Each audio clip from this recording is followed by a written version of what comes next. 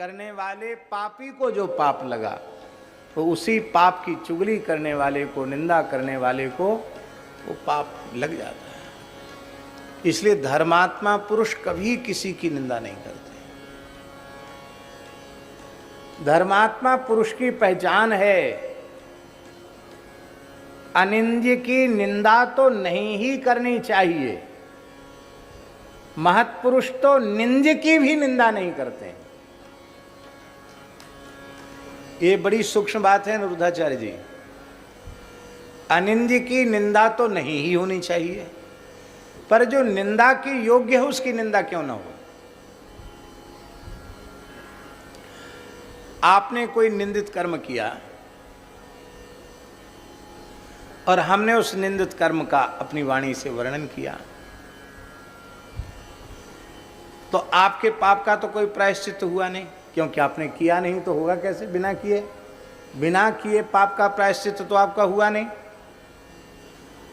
और हमने पहले उस पाप को कर्ण मार्ग से अपने भीतर स्थान दिया, मन में आया, बुद्धि में आया, फिर हमारी वाणी में आ गया।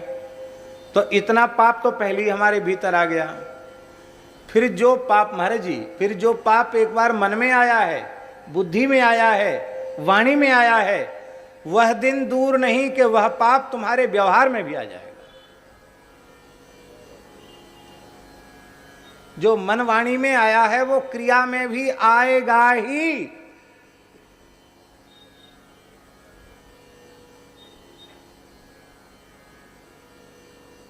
जिसका चिंतन करेंगे, ये गुण का चिंतन करेंगे तो गुण आत्मनिष्ठ होगा, भगवत चिंतन करेंगे तो भगवान आत्मनिष्ठ होंगे, और दोष का चिंतन करेंगे दोष आत्मनिष्ठ होगा। और ये बात बिल्कुल पक्की है। पाप करने वाले पापी को जो पाप लगता है वही पाप उस पाप की चुगली करने वाले को लगेगा, वही पाप।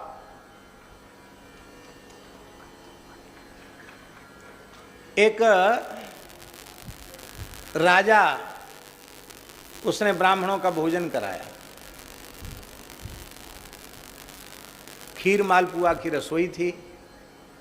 दुर्भाग्य से कोई सर्प उस खीर, उबलती हुई खीर में गिर गया और वो मर गया। खीर विषाक्त हो गई, राजा को पता नहीं था।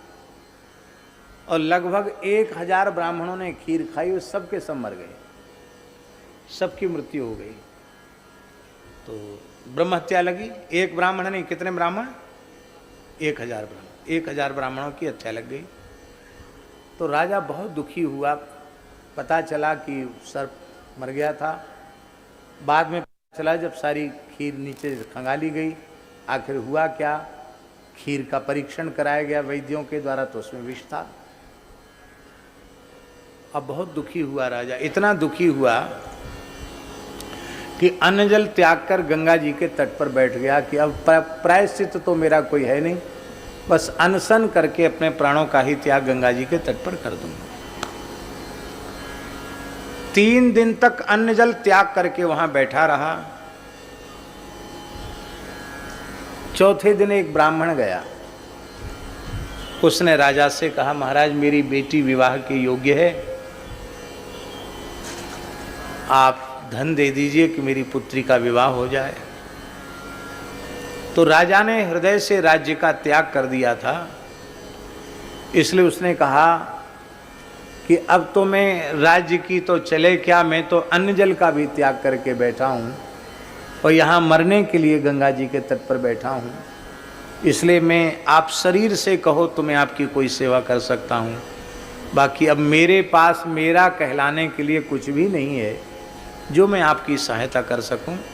आप चाहिए राज्य में जाइए, जो लोग संभाल रहे हैं उनसे मांगिए, वो जरूर देंगे। अब ये मेरा प्रकरण नहीं है।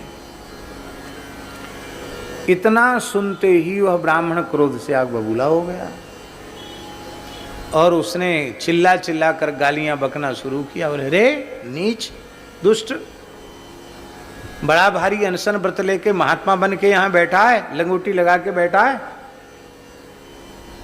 1000 ब्राह्मणों की हत्या करने के बाद अब ये 100 चूहे खाए बिलारी जपने बैठी, अब यहाँ माला फेरने बैठा है। राजा ने सिर झुकाया, सब कुछ सुनता रहा, एक शब्द का भी उत्तर नहीं दिया। ब्राह्मण तो गाली बकता हुआ चला गया। और इधर 2 देवांगनाएं गंगा जी में स्नान करने आई। महाराज जी, वो 3 दिन पहले भी आई थी वो देवांगनाएं, तो स्नान करते हुए बातचीत कर रही थी कि इसमें तो देवलोक में एक बड़ी धर्म सभा जुटी हुई है, वहाँ एक जटिल प्रश्न के ऊपर सब विचार कर रहे हैं कि धरती पर एक घटना घट गई है, अमुक राज्य में 1000 ब्राह्मण मारे गए, पर इसमें दोष किसका है? राजा तो परम ब्राह्मण भक्त था, उसका तो दोष है नहीं, तो ब्रह्म हत्या किसके सिर पे मढ़ी जाए? तो 3 दिन से लगातार सभा चल रही है कि किसके सिर पे ब्रह्म हत्या मढ़ी जाए, किसके सिर पर ब्रह्म हत्या मढ़ी जाए। आज अभी अभी निर्णय हुआ है। क्या? बोले वो 1000 ब्राह्मणों की हत्या एक ब्राह्मण के सिर पर मढ़ दी गई। राजा के कान खड़े हुए, किस ब्राह्मण के सिर पर? अरे बोले वही जो थोड़ी देर पहले गाली दे के गया कि 1000 ब्राह्मणों की हत्या करके अब तू भजन कर दो, स्वांग रच रहा है, ढोंग रच रहा है। ये है यत अधर्म कृत स्थानम सूचकस्यापि तद्भवेत्। जो कभी किसी की निंदा नहीं करता वो किसी के भी पाप में सहभागी नहीं होता है। एक राजा दुष्ट प्रकृति का था, दक्षिण भारत गोदावरी तट की घटना है। अनिरुद्धाचार्य जी वो महात्मा गोदावरी के तट पर रहते थे और वो नगर में जाते थे भिक्षा लेने के लिए। उनका नियम था जो कोई मनुष्य सामने आ जाए उसी को नारायण कहकर भिक्षा मांगते थे। परमहंस महात्मा थे, जो मिल जाए। उन्होंने अपना भिक्षा पात्र आगे किया। सौभाग्य की बात, एक दिन राजा सामने आ गया। पहले पहले राजा ही सामने तो भिक्षाम दे, भिक्षा पात्र बढ़ाया तो राजा दुष्ट प्रकृति का था, वो साधु ब्राह्मणों के प्रति सद्भाव नहीं रखता था। उसने अपने नौकर को कहा डाल दे, लीद से भर दे इसका भिक्षा पात्र। तो राजा के घोड़े ने लीद किया था, नौकर ने उठा के लीद महात्मा के भिक्षा पात्र में डाल दी घोड़े की। वो लीद लेकर गया और महात्मा कुछ नहीं बोले। एक ही दिन भिक्षा लेंगे और एक ही व्यक्ति से लेंगे, द्वारा लेना नहीं, नियम था उनका। अब खाने योग्य चीज न ली जाएगी, अखाद्य थोड़ी लिया जाएगा। तो भिक्षा लेके आए, अपने कुटिया के बाहर पटक दी, गोदावरी के जल में भिक्षा पात्र को धो लिया और केवल जल पी करके भजन करने लगे। कुछ काल पश्चात राजा जंगल में शिकार खेलने गया तो राजा ने देखा कि वहां एक घोड़े की लीद का पहाड़ लगा हुआ है। पहाड़। उसको बड़ा आश्चर्य हुआ कि जंगल में इतने घोड़े कहाँ से आए।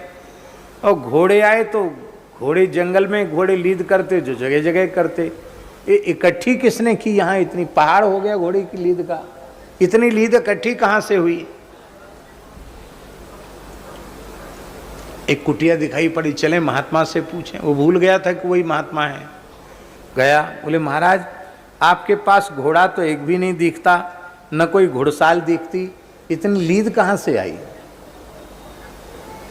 बोले महाराज आपका ही प्रसाद है, आपका दिया हुआ है ये सब। तूणे नैक शरक करेण दशधा संधान काले शतम चापे भूत सहस्र लक्ष गमने कोटिश्च कोटिर्वधे अंते चार्व निखर्ब बाण निकरई सीतापते क्षोभितम एतद बाण पराक्रमश्च महिमा सतपात्र दानम यथा।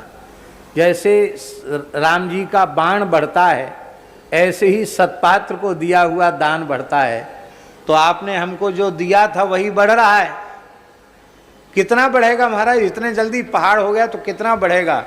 महात्मा हंसते हुए बोले इतना बढ़ेगा कि तेरा सारा राज्य इसी लीद में दबकर समाप्त हो जाएगा। अब तो वो कांप गया। बोले महाराज मैं तो अपराधी तो था, लेकिन अब मेरा मस्तिष्क परिवर्तित हो चुका है। अब मुझे कुछ ऐसा करो कि मैं ये लीद घटे, बढ़े नहीं।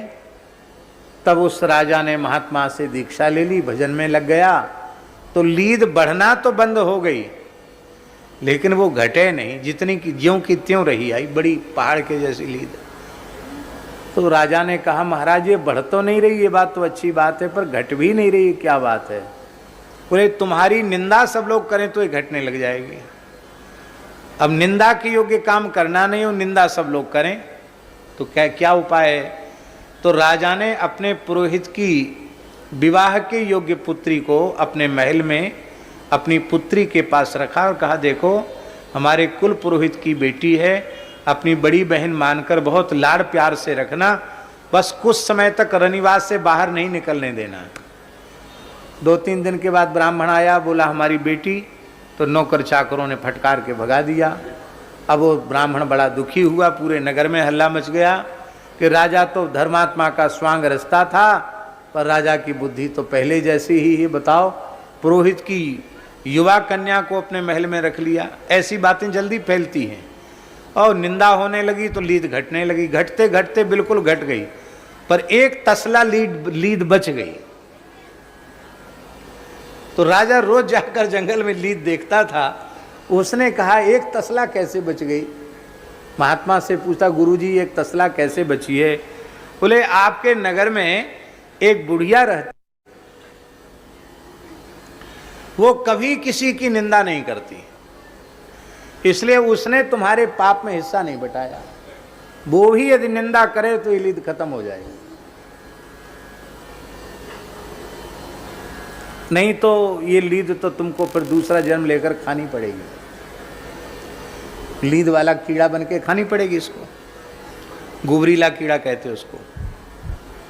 राजा ने कहा निंदा करवाना तो बहुत सरल बाएं हाथ का खेल है। तो राजा अपना वेश बदल करके बुढ़िया के पास गया। बुढ़िया भाड़ झोंकने का काम करती थी, भाड़ भूंजने का काम। तो बुढ़िया जो है अपने चना वना सब अमनिया कर रही थी। तब तक राजा रात्रि में छद्म वेश में पहुंचा, छिपे हुए वेश में पहुंचा। पहुंच करके बोला कि माताजी मैं कुछ आपकी सहायता करूं, सेवा करूं? नहीं नहीं नहीं, मैं अपना काम में किसी को सहभागी नहीं बनाती हूँ, अपना काम अपने हाथ करती हूँ, मैं किसी का सहयोग सहायता नहीं, मैं गरीब नहीं हूँ, अपने ढंग से अपना उतना ही गुजारा कर लेती हूँ जितने में हमारा गुजारा हो जाए। नहीं नहीं माता, नहीं नहीं बिल्कुल छो मत मेरा सामान। तो वो बैठकर बोला कि माताजी आप तो अपने काम में व्यस्त हैं, आपको पता नहीं कि नगर में क्या हो रहा है, यहाँ का खबरदार आगे नहीं बोलना। वो एक तसला लीद तो तुझे खानी ही पड़ेगी, मैं तेरे पाप में सहभागी बनने वाली नहीं हूं।